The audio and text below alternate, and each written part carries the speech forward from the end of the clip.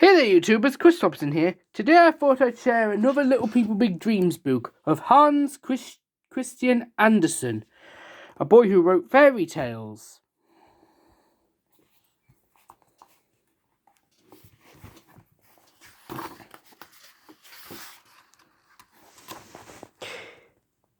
Little Hans was born in a small town in the kingdom of Denmark. His family was very poor and could barely afford a roof over their heads, but they had one precious jewel that they kept carefully in the cupboard, a book. Looks so cute, doesn't it? Flying carpets, Arabian princesses, genies coming out of lamps. Every night, Hans would listen to his father's readings, and once he fell asleep, all he dreamt of was being the hero of these wonderful fairy tales.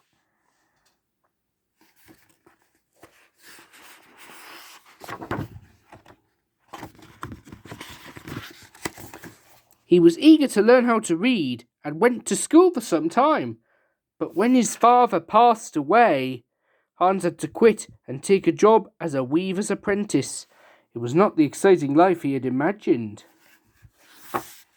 Still, one of his favourite hobbies was getting lost in the streets, looking for puppeteers. Watching them was his greatest joy. He would memorise each word and gesture and repeat it later for his only audience, his mum. Willing to make a living as an artist, Hans jumped onto a carriage to Copenhagen, the big city, where he joined the Royal Danish Theatre. Hans tried everything: acting, singing,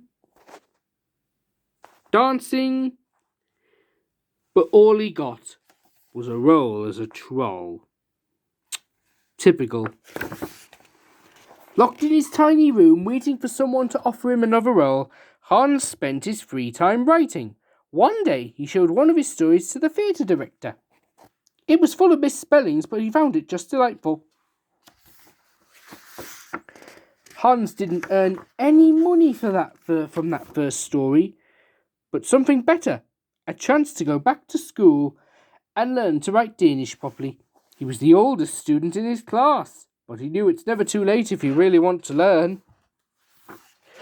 After graduating, Hans felt confident enough to write whatever came into his mind, from a sad poem about a candle that no one loved, to the fantastic travelogues of a man who even met talking cats. He was making a living as an author when he met a charming young woman named Riborg. Hans fell deeply in love and was about to tell her when he got some terrible news. Riborg was getting married to another man. What a heartbreaker. Instead of hiding his feelings, Hans decided to put them down on paper and wrote some of the most beautiful fairy tales. There were stories of mermaids falling in love with princesses, and ducklings dreaming of becoming swans, and more. Can you see what other fairy tales are in this book?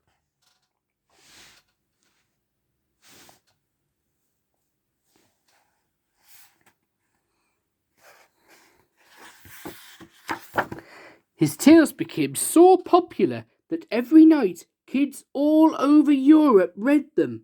But they were not just the children's favourites, grown-ups loved them too, and they all kept Hans' books like treasures, just like he used to do.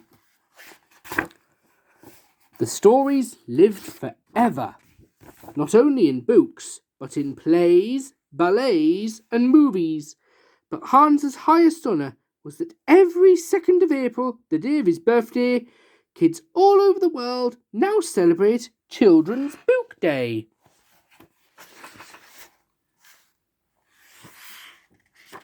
By never hiding his feelings and letting his imaginations fly, little Hans got what he had longed for: being loved, not just by one single person, but by entire generations of children who know that there is a swan inside each of us.